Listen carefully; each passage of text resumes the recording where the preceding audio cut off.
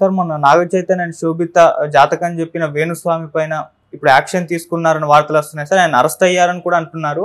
So Nagarjuna గారు arrest చేయించారా, మరి ఆయన కేసు పెట్టారా, ఏం జరిగింది సార్ అసలు? యాజ్ ఆఫ్ నౌ ఇప్పటివరకు మనకున్న సమాచారం ఆయన అరెస్ట్ అయితే కాలేదు. అరెస్ట్ చేసే అవకాశాలు అయితే కనిపిస్తున్నాయి.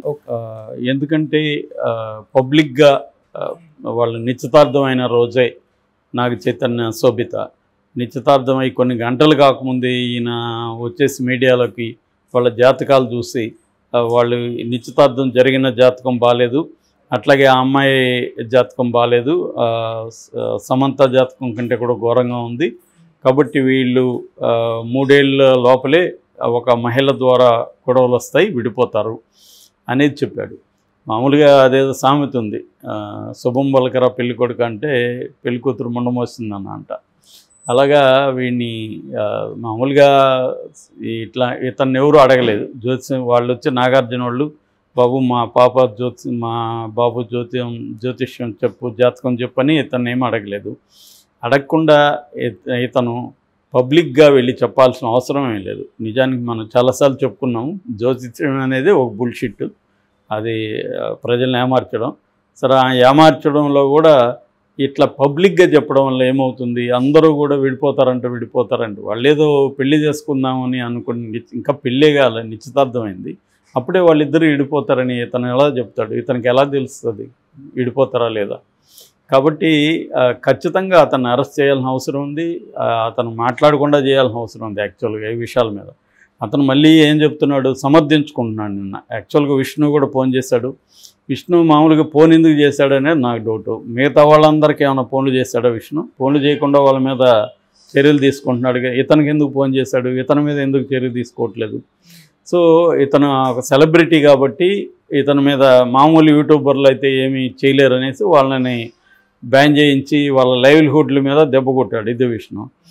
ఇదే ఇతని దగ్గరికి వచ్చేసరికి ఫోన్ చేశాడండి. ఫోన్ చేసి ఓకే స్వామి నువ్వు ఇక మీదట చెప్పకుండా ఉండు స్వామి అన్నాడంట.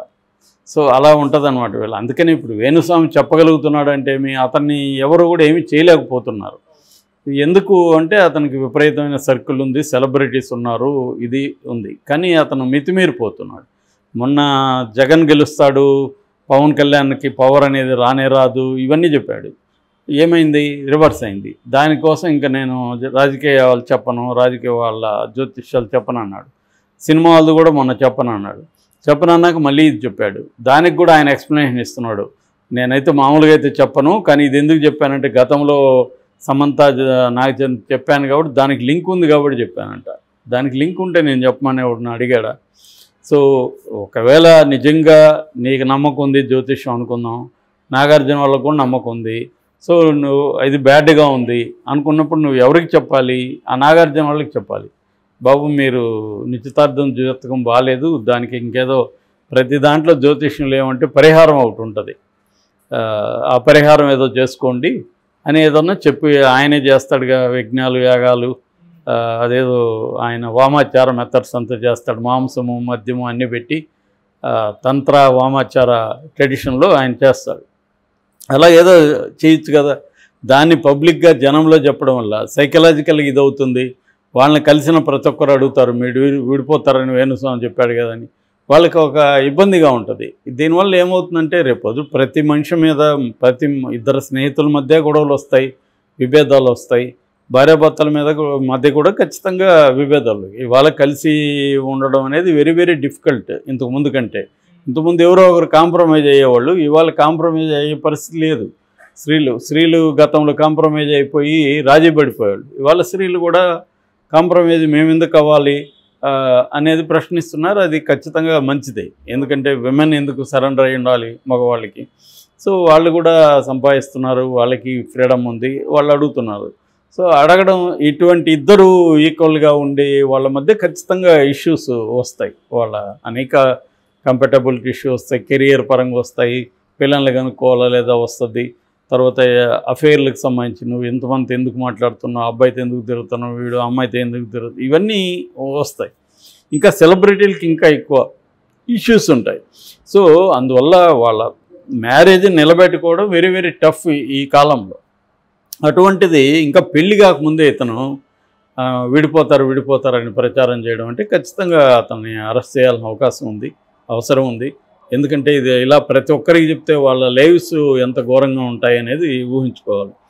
సో వాళ్ళు పబ్లిక్ ఫిగర్స్ అయినంత మాత్రాన వాళ్ళని జడ్జి చేయడము లేకపోతే విడిపోతారని చెప్పడం కరెక్ట్ కాదు. ఇతను ఇంకా పెళ్లి కాని వాళ్ళని కూడా ఆల్రెడీ ఆ మధ్య కూడా విజయ్ దేవరకొండ రష్మిక పెళ్లి చేసుకోబోతారని వార్త వస్తే వాళ్ళిద్దరూ విడిపోతారని చెప్పాడు. ఇలాగ ప్రతి సెలబ్రిటీస్ పెళ్లి చేసుకున్నా నయనతార వాళ్ళ గురించి కూడా ఇలాగే చెప్పాడు. ఇలాగ ఇదేంటంటే ఇతను చికెట్లో 10 రాళ్ళు వేస్తే ఏదో ఒకటి తగులుతుంది, గుడ్డివాడు వేసినా తగులుతుంది చికెట్లో. సో అలాగే ఇతను జ్యోతిష్యం కూడా అంతే, ఒక గుడ్డివాడి రాయల అదేదో సామెత ఉంది, లేని నల్ల పిల్లి కోసం చీకట్లో గుడ్డివాడి వెతుకు లాంటిదని. అంటే అక్కడ నల్ల పిల్లి లేదు, అసలే చీకటి, వీడు గుడ్డివాడు వెతికేవాడు, అలా ఉంటుంది జ్యోతిష్యం కూడా.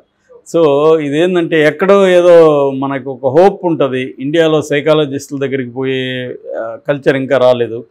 అందుకని రకరకాల ఇష్యూల కోసం జ్యోతిష్యం దగ్గరికి పోతారు. ఎందుకంటే లైఫ్ అనేది అన్సర్టనిటీలతో కూడుకుంది. ప్రతి ఒక్కరికి తాము భవిష్యత్తు ఏం జరుగుతుందో తెలుసుకోవాలనే ఒక క్యూరియాసిటీ ఉంటుంది. తన సమస్యలకి సొల్యూషన్ ఎప్పుడు వస్తుంది, ఎలా సొల్యూషన్ అనేది తెలియదు. ఉద్యోగాలు రాకపోవచ్చు, పెళ్ళిళ్ళు కాకపోవచ్చు, ఆర్థిక సమస్యలు ఉండొచ్చు, ఆరోగ్య సమస్యలు ఉండొచ్చు. ఇలాంటి వాటికి జ్యోతిష్యం దగ్గరికి జనరల్గా వెళ్తారు.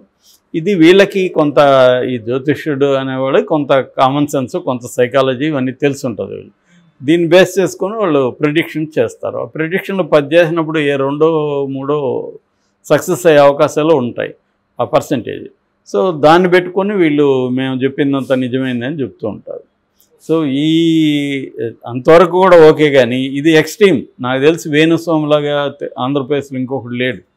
ఇది చాలా ఎక్స్ట్రీమ్. ఈవెన్ చాలామంది జ్యోతిష్శాస్త్రులు కూడా మన ఛానల్కి వచ్చే వాళ్ళతో మాట్లాడినప్పుడు అతనికి ఏమీ తెలియదు సార్, అతను అదొక వ్యాపారంలాగా మార్చుకున్నాడు, దీనివల్ల అతనికి మంచి సంబంధాలు కాంటాక్ట్స్ వస్తాయి, దాన్ని ఉపయోగించుకొని అతను రియల్ ఎస్టేట్ చేస్తాడు, పబ్ ఉంది అతనికి, ఆ వ్యాపారం నడుపుకోవడానికి పనులు చేస్తున్నాడు అనేది చెప్తున్నారు. సో ఖచ్చితంగా తన వ్యాపారాల కోసం వేరే వాళ్ళ జీవితాలతో ఆడుకోవడం అనేది ఖచ్చితంగా లీగల్గా కూడా కరెక్ట్ కాదు అది.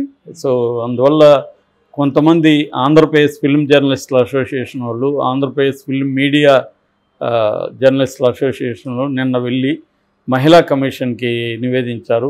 సో శారద అనుకుంటాం, నీరెళ్ళ శారద అని. సో ఆమె మహిళా చైర్పర్సన్, కమిషన్ చైర్పర్సన్. సో ఆమెకు చెప్పారు, ఆమె నేను వేణుస్వామి మీద తర్వాత ఆ వీడియోలు పబ్లిష్ చేసిన, టెలికాస్ట్ చేసిన యూట్యూబ్ ఛానల్ మీద చర్య తీసుకుంటాను ఆమె ఇచ్చారు. మామూలుగా ఆమె ఏం చేస్తారంటే డీజీపీలకి వీళ్ళకి చెప్తారు. అట్లాగే నాగార్జున కూడా ప్రెజర్ చేస్తున్నట్టుగా, నాగార్జునకు కూడా ఓపిక ఉండాలి కదా పాపం, ఆల్రెడీ ఒక విడాకులైంది, రెండో సుబ్మాని ఆయన రెండో పెళ్ళి, వాళ్ళు ఎంత డ్రామాకి లోనని అంటారు వాళ్ళు. నాగార్జున మన ఇంటర్వ్యూలో కూడా చెప్పాడు, మా వాడు సైలెంట్గా భరించాడు బాధ అని. ఆయన భరించాడు, సమంత కూడా రకరకాలుగా ఫేస్ చేసింది. ఇది ఇంకా ఎక్కువ అవుతుంది. సమంత కన్నా సోషల్ మీడియాని డీల్ చేయడం ఇది కొంత అలవాటైంది ఆమెకి, ఎలా డీల్ చేయాలి ఏంటి అనేది పడి లేచి కొంత నేర్చుకుంది. ఇతనికి ఇంకా అది కూడా లేదు పాపం. నాగ చైతన్యకి అతను పబ్లిక్గా గట్టిగా మాట్లాడే వ్యక్తి కూడా కాదు. సో ఇంకా శోభిత అనే అమ్మాయి ఫస్ట్ టైం పబ్లిక్ లైఫ్లకి వచ్చింది. సో ఇప్పుడు వాళ్ళకి పేరెంట్స్ ఉంటారు, వాళ్ళ వ్యవహారాలు ఉంటాయి, కుటుంబాలు ఉంటారు. వాళ్ళకి ఇలా చెప్పడం వల్ల ప్రతి ఒక్కరూ కలిసిన వాళ్ళు, ఫోన్ చేసేవాళ్ళు అంతా అడుగుతారు కదా పైగా. సో ఖచ్చితంగా వేణుస్వామి లాంటి వాళ్ళు, నేను గతంలో కూడా చెప్పాను, జ్యోతిష్యమే బుల్షిట్ అనుకుంటే మళ్ళీ ఇట్లాంటి రాద్ధాంతాలు చేయడం కరెక్ట్ కాదు. ఖచ్చితంగా ఇది పరిణామాలు సమాజం మీద పడతాయి, పిల్లల మీద పడతాయి, అందరి మీద పడతాయి. ఖచ్చితంగా ఇలాంటి పబ్లిక్గా అడగకుండా నీ జ్యోతిష్యం ఎవడో నిన్ను నమ్మి వస్తే చెప్పు, కానీ వేరే వాళ్ళ జీవితాల్లో నెగిటివ్గా చెప్పడం అనే హక్కు తనకి ఎవరికి ఇచ్చారు? ఖచ్చితంగా అతన్ని అరెస్ట్ చేయాల్సిన వ్యక్తే అతను.